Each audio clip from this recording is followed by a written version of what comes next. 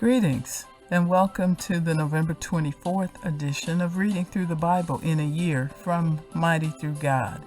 Today I'm reading Ezekiel chapters 47 and 48, 1 Peter chapter 2, beginning with verse 11 through chapter 3 verse 7, Psalm 119 verses 49 through 64, and Proverbs 28 verses 12 and 13. And today I'm reading from the New International Version. This section is titled, The River from the Temple. The man brought me back to the entrance to the temple, and I saw water coming out from under the threshold of the temple toward the east, for the temple faced east. The water was coming down from under the south side of the temple, south of the altar. He then brought me out through the north gate and led me around the outside to the outer gate facing east, and the water was trickling from the south side. As the man went eastward with a measuring line in his hand, he measured off 1,000 cubits, and then he led me through water that was ankle deep. He measured off another 1,000 cubits and led me through water that was knee deep. He measured off another 1,000 and led me through water that was up to the waist. He measured off another 1,000, but now it was a river that I could not cross, because the water had risen and was deep enough to swim in, a river that no one could cross. He asked me, Son of man, do you see this? Then he led me back to the bank of the river. When I arrived there, I saw a great number of trees on each side of the river. He said to me, This water flows toward the eastern region and goes down into the Arabah, where it enters the Dead Sea.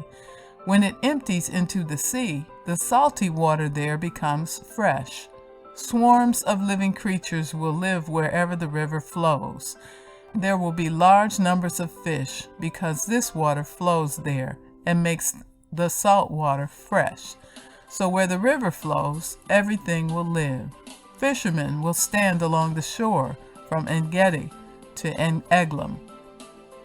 There will be places for spreading nets. The fish will be of all kinds, like the fish of the Mediterranean Sea.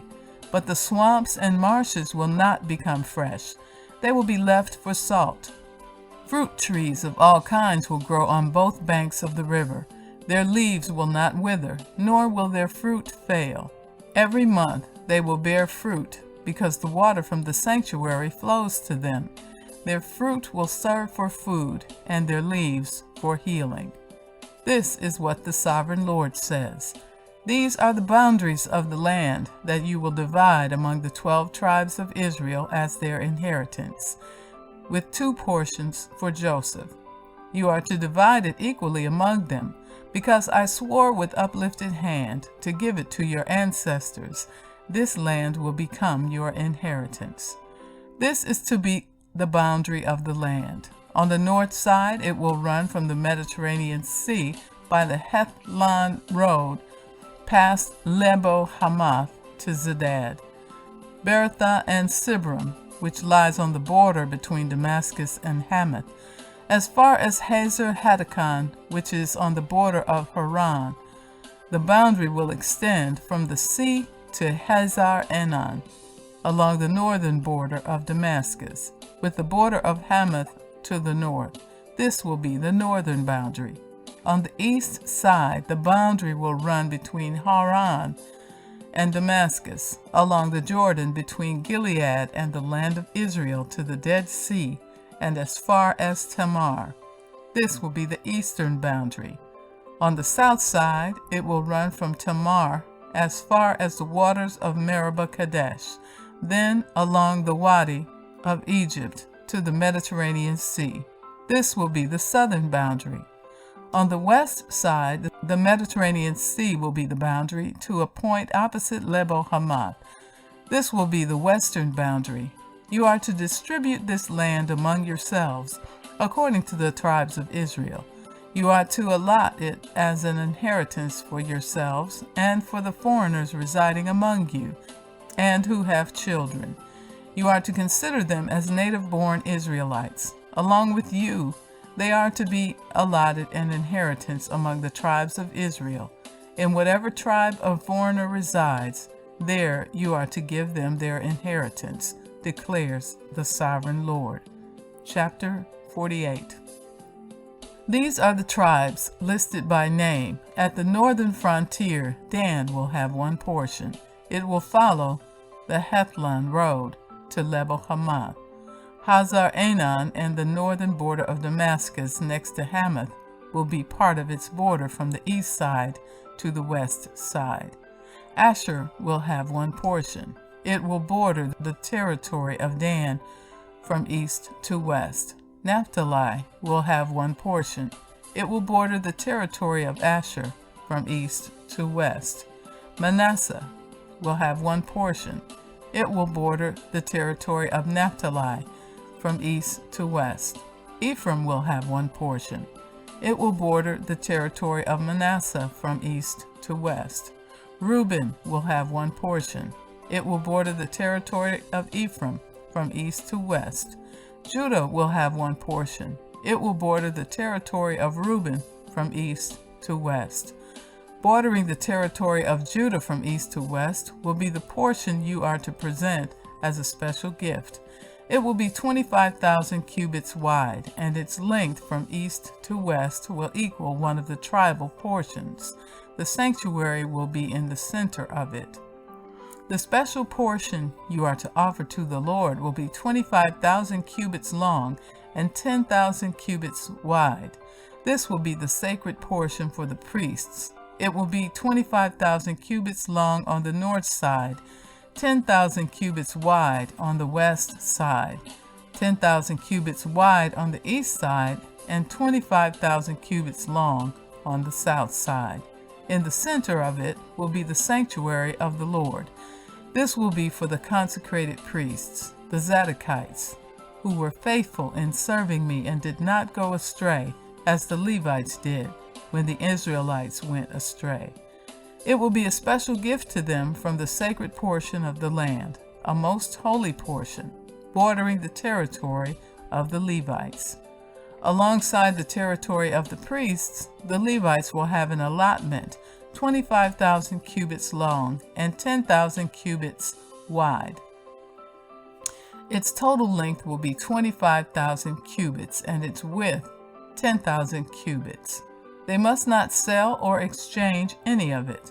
This is the best of the land and must not pass into other hands, because it is holy to the Lord.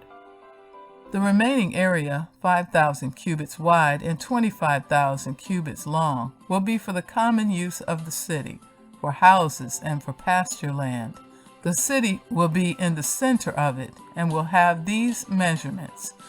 The north side, 4,500 cubits. The south side, 4,500 cubits. The east side, 4,500 cubits. And the west side, 4,500 cubits. The pasture land for the city will be 250 cubits on the north, 250 cubits on the south, 250 cubits on the east, and 250 cubits on the west. What remains of the area bordering on the sacred portion and running the length of it will be 10,000 cubits on the east side and 10,000 cubits on the west side. Its produce will supply food for the workers of the city. The workers from the city who farm it will come from all the tribes of Israel. The entire portion will be a square, 25,000 cubits on each side. As a special gift, you will set aside the sacred portion along with the property of the city. What remains on both sides of the area formed by the sacred portion and the property of the city will belong to the prince.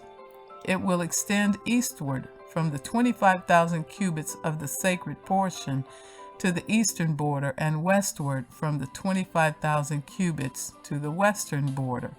Both these areas running the length of the tribal portions will belong to the prince, and the sacred portion with the temple sanctuary will be in the center of them. So the property of the Levites and the property of the city will lie in the center of the area that belongs to the prince. The area belonging to the prince will lie between the border of Judah and the border of Benjamin. As for the rest of the tribes, Benjamin will have one portion. It will extend from the east side to the west side. Simeon will have one portion. It will border the territory of Benjamin from east to west. Issachar will have one portion. It will border the territory of Simeon from east to west. Zebulun will have one portion. It will border the territory of Issachar from east to west. Gad will have one portion. It will border the territory of Zebulun from east to west. The southern boundary of Gad will run south from Tamar to the waters of Meribah Kadesh, then along the Wadi of Egypt to the Mediterranean Sea. This is the land you are to allot as an inheritance to the tribes of Israel, and these will be their portions, declares the sovereign Lord. These will be the exits of the city. Beginning on the north side, which is 4,500 cubits long, the gates of the city will be named after the tribes of Israel. The 3 gates on the north side will be the gate of Reuben, the gate of Judah, and the gate of Levi. On the east side, which is 4,500 cubits long, will be 3 gates, the gate of Joseph, the gate of Benjamin, and the gate of Dan. On the south side, which measures 4,500 cubits, will be 3 gates, the gate of Simeon, the gate of Issachar, and the gate of Zebulun. On the west side, which is 4,500 cubits long, will be 3 gates, the gate of Gad, the gate of Asher, and the gate of Naphtali. The distance all around will be 18,000 cubits, and the name of the city from that time on will be The Lord is There, or Jehovah Shammah. 1 Peter chapter 2, beginning with verse 11. This section is titled Living Godly Lives in a Pagan Society. Dear friends, I urge you as foreigners and exiles to abstain from sinful desires which wage war against your soul. Live such good lives among the pagans that, though they accuse you of doing wrong, they may see your good deeds and glorify God on the day He visits us. Submit yourselves for the Lord's sake to every human authority, whether to the emperor as the supreme authority, or to governors who are sent by him to punish those who do wrong and to commend those who do right. For it is God's will that by doing good you should silence the ignorant talk of foolish people. Live as free people, but do not use your freedom as a cover-up for evil. Live as God's slaves. Show proper respect to everyone. Love the family of believers. Fear God. Honor the emperor. Slaves, in reverent fear of God, submit yourselves to your masters, not only to those who are good and considerate, but also to those who are harsh. For it is commendable if someone bears up under the pain of unjust suffering, because they are conscious of God. But how is it to your credit if you receive a beating for doing wrong and endure it? But if you suffer for doing good and you endure it, this is commendable before God. To this you were called, because Christ suffered for you, leaving you an example, that you should follow in His steps. He committed no sin, and no deceit was found in His mouth. When they hurled their insults at Him, He did not retaliate. When He suffered, He made no threats. Instead, He entrusted Himself to Him who judges justly. He Himself bore our sins in His body on the cross, so that we might die to sins and live for righteousness. By His wounds you have been healed. For you were like sheep going astray, but now you have returned to the shepherd and overseer of your souls. Chapter 3. Wives, in the same way submit yourselves to your own husbands, so that if any of them do not believe the word, they may be won over without words by the behavior of their wives. when they see the purity and reverence of your lives. Your beauty should not come from outward adornment, such as elaborate hairstyles and the wearing of gold jewelry or fine clothes. Rather, it should be that of your inner self, the unfading beauty of a gentle and quiet spirit, which is of great worth in God's sight. For this is the way the holy women of the past, who put their hope in God, used to adorn themselves. They submitted themselves to their own husbands, like Sarah, who obeyed Abraham and called him her Lord. You are her daughters, if you do what is right, and do not give way to fear. Husbands, in the same way, be considerate as you live with your wives, and treat them with respect as the weaker partner, and as heirs with you of the gracious gift of life, so that nothing will hinder your prayers. Psalm 119, beginning with verse 49. This section is titled Zion. Remember your words to your servant, for you have given me hope. My comfort in my suffering is this: your promise preserves my life. The arrogant mock me unmercifully, but I do not turn from your law. I remember, Lord, your ancient laws, and I find comfort in them. Indignation grips me because of the wicked, who have forsaken your law. Your decrees are the theme of my song, wherever I lodge. In the night, Lord, I remember your name, that I may keep your law. This has been my practice. I obey your precepts. You are my portion, Lord. I have promised to obey your words. I have sought your face with all my heart. Be gracious to me according to your promise. I have considered my ways and have turned my steps to your statutes. I will hasten and not delay to obey your commands. Though the wicked bind me with ropes, I will not forget your law. At midnight, I rise to give you thanks for your righteous laws. I am a friend to all who fear you, to all who follow your precepts. The earth is filled with your love, Lord. Teach me your decrees. Proverbs 28, verses 12 and 13. When the righteous triumph, there is great elation. But when the wicked rise to power, people go into hiding.